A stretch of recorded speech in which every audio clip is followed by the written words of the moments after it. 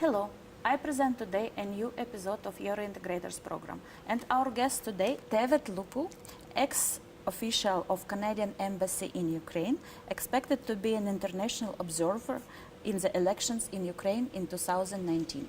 Hi, David. Hello, And Tetiana. Svitlana Khutka, a doctor of philosophy and executive research director of Socioindicators Center and Kyiv Institute of Sociology expert. Hi. Nice to be here. Thank you for having me. David, first question is to you. What are the main functions of an election observer? Well, Tetiana, there's several. One of the things that one keeps in mind is that the election observers are there both in the pre-campaign period for the day of the election and in the days following the election, because there are several parts to the electoral process. In the pre-campaign period, the election observers are there to observe, to make sure that all of the laws regarding the electoral function within that country and in Ukraine are being observed properly, that no one is going out to try to rig the election, that is to say, that to try and corrupt the election by altering the free choice of the electors.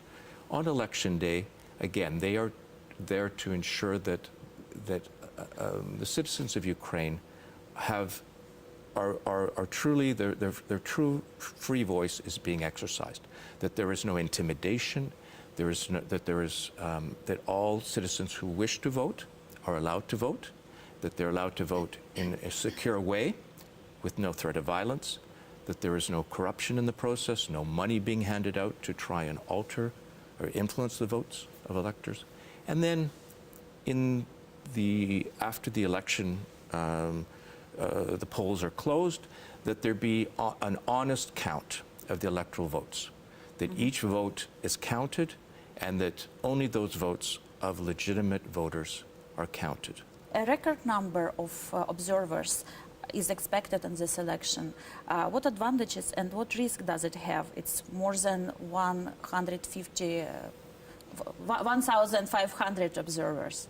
The fact that there are going to be a record number obviously gives the opportunity for the observer community to have the broadest amount of coverage of all of the different polling places in the country, so that the more coverage there is, the less chance there is of any kind of attempted falsification of results or any kind of manipulation of the vote to be able to take place without it being observed and reported upon. The risk, of course, is that because there are so many new observers, some of these observers may not be very experienced in the electoral process and may not really be able to detect the kind of tricks that are sometimes used that can be very much hidden and behind the scenes and that may not be easily observed. Did you work in some other countries as an observer, maybe in Canada?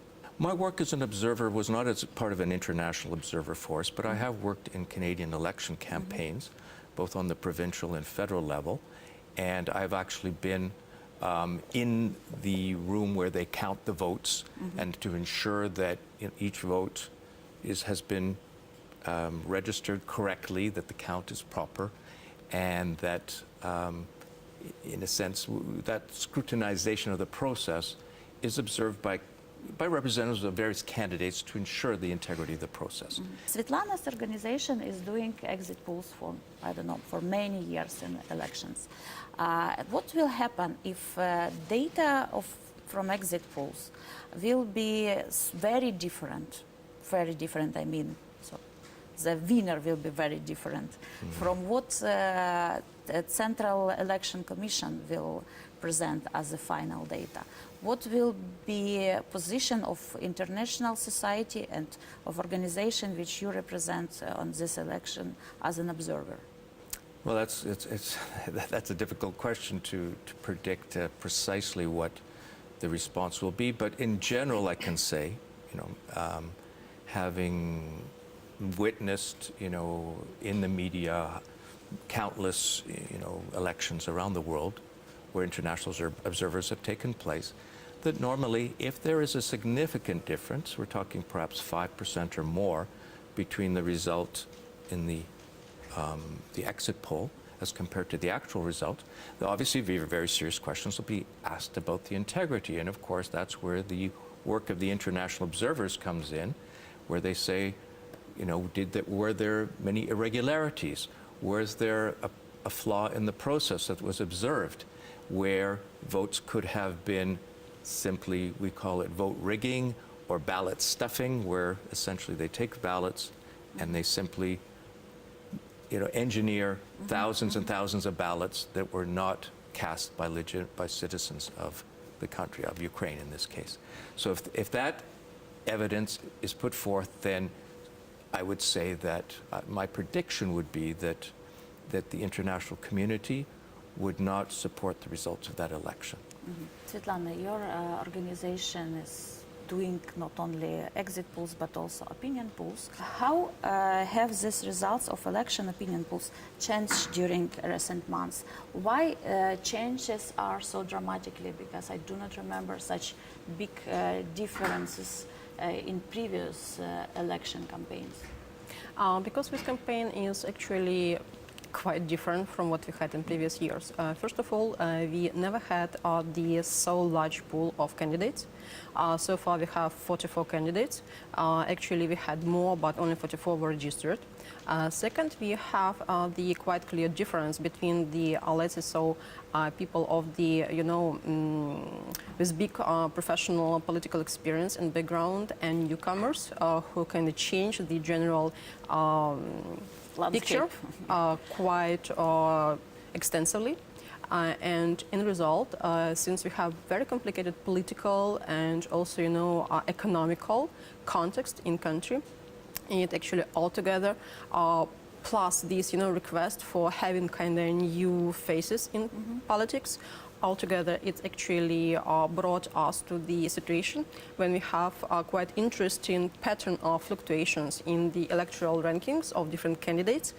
So it's really very, you know, high level of, well, uncertainty so far in terms of who of the top runners will be first, since the difference might be interpreted pretty, you know, as close for all of them.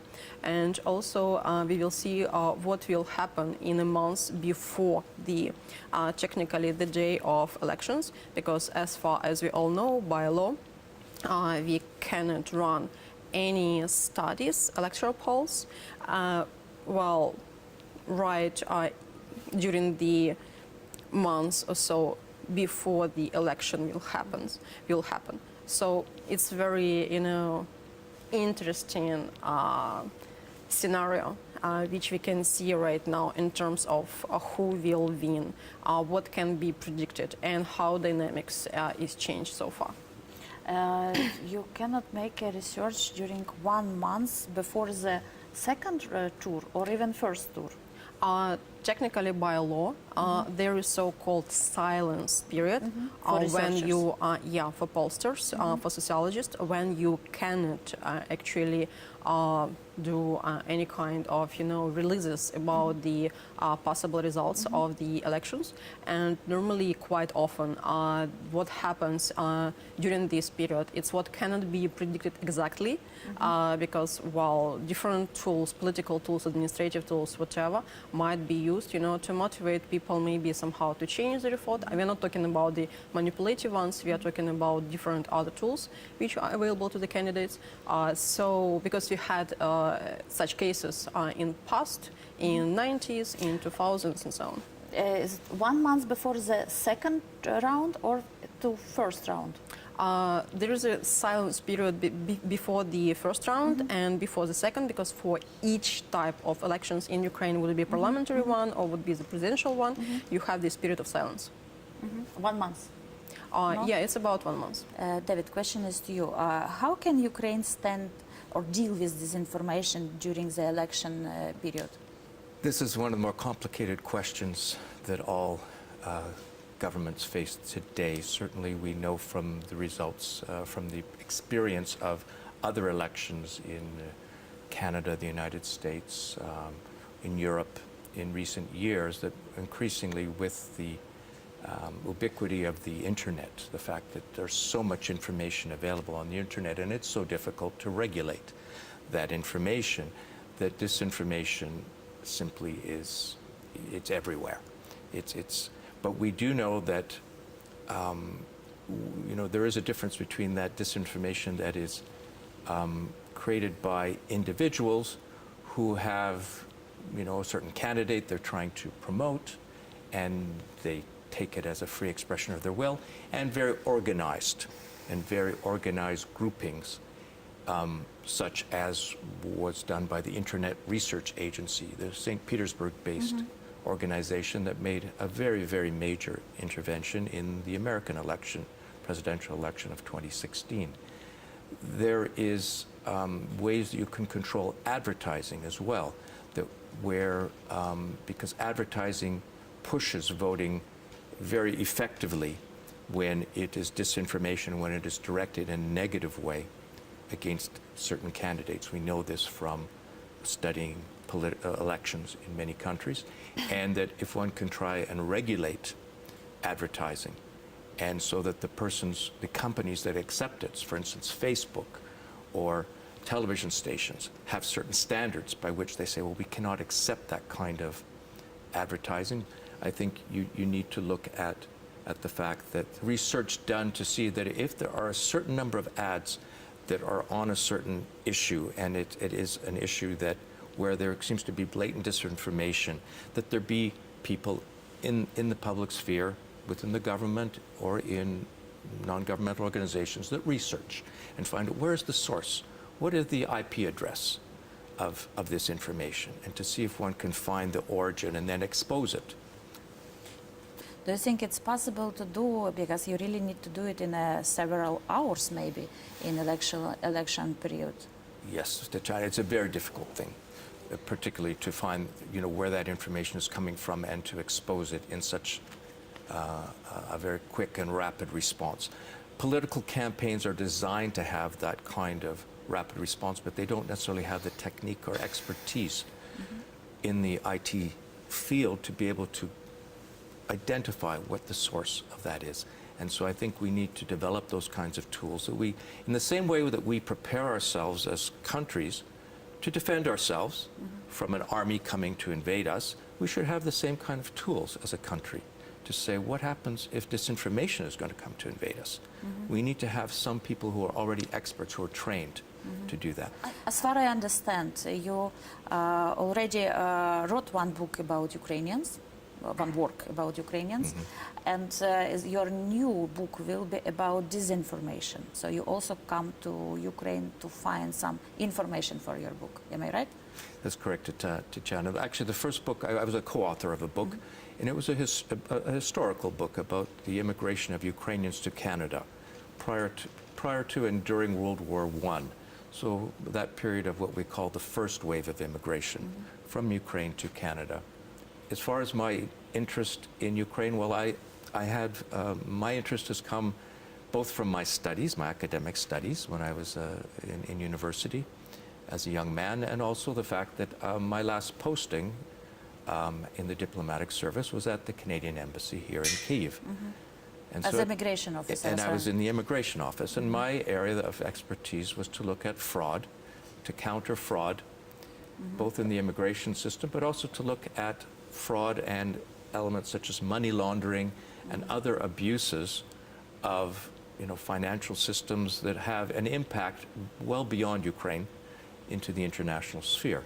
So it was very natural for me as I began my retirement and to look around for a new vocation for myself, what I'm going to do in my spare time, to look at saying, well, maybe from my experiences in Ukraine and throughout my career in the Foreign Service of Canada, that I could draw upon that. And I, every day I get up and I see the headlines about this about Russiagate and this about Trump and this about Putin.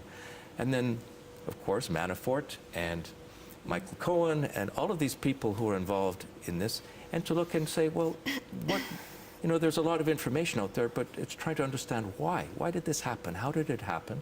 And why? What is the motivation for all of this, this so-called scandal that that is being investigated and the crimes that have been committed, and of which many people have already been convicted in the United States.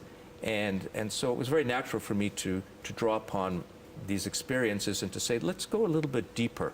Let's try to find out the origins. So that means to look at origins of Russian foreign policy, what are its interests in terms of promoting its interests in foreign countries, what kind of influence does it try to exercise in those countries, but also to look and say, well, what is the most important focus for Russian foreign policy? And that is Ukraine. That Ukraine is probably the most important priority in terms of Russian foreign policy, in terms of reconstituting what we look at as the Russian Empire. And in this, I think the example of what happened in Ukraine, that Paul Manafort came to Ukraine. He helped basically do a makeover of Viktor Yanukovych, and he was given great praise by people in the political sphere to say, look how he took a fellow who was so uneducated and uncultured as Yanukovych and made him president of Ukraine. Of course, that's not really a true story.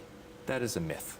But what Manafort really did was he came and he became the instrument by which Yanukovych could, by his criminal activities, wield influence beyond Ukraine to clean up his image in Western countries. And that is really I think the source and origins of this whole Russiagate.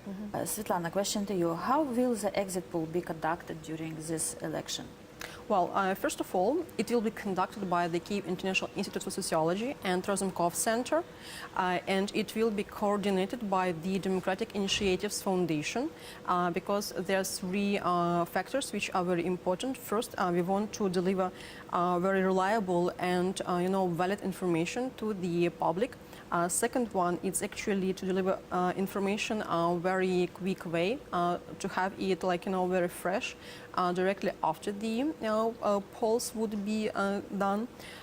Then also it's a cross-company control, let's say so, because Kyiv International Institute for Sociology and Razumkov Center, they will have the parallel networks of the touch points for the exit poll secret ballots polling, and it means that we can control how reliable our data are, and also we are the only national exit poll which deliver all data after all to the National Open Data Bank of Social Data. Any other company are doing this, so you can actually test all data. How many people will be 18,000.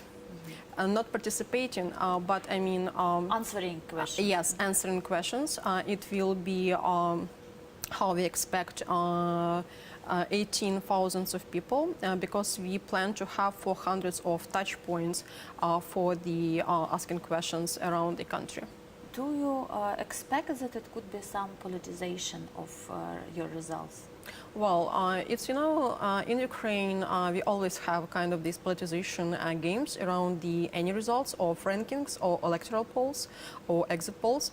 But again, when we're talking about the national exit poll, which is run by the partners and is supported by the international donors, first of all, we are out of any support of any political forces in this case, because we don't have any financial support from any political forces. I would love to stress this. Second point is as follows, that we have, these two separate independent samples and also the interviewing process, which would be conducted by the Razumkov Center and Kyiv International Institute for Sociology, because it will help to deliver this, cross-company control over the result and how close are results and how relevant are results. And also when it's about the results of exit poll, we should take into account the what about the amount statistical of mistake or even just mistake by... Yeah, What we're talking about, 5% of people who will vote, they are never covered by the exit polls. Those are people who are voting at home. Those are people who are serving at army, who are at hospitals, and who will be voting outside of Ukraine. And it's about the 5% of population. It's around the 1,500,000 of people altogether. Plus, also we should take into account the small additional percentage of the people who would migrate and who had migrated and will participate in the electoral polls.